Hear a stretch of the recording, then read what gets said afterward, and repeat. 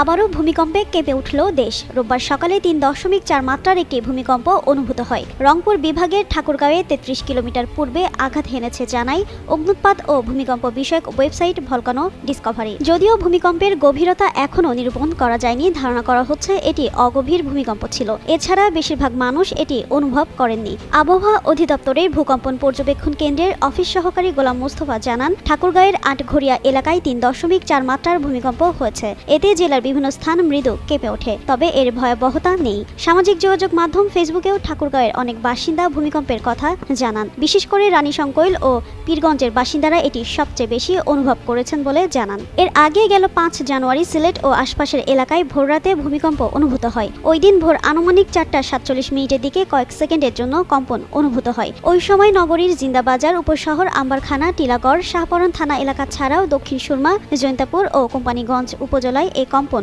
অনুভূত হয়।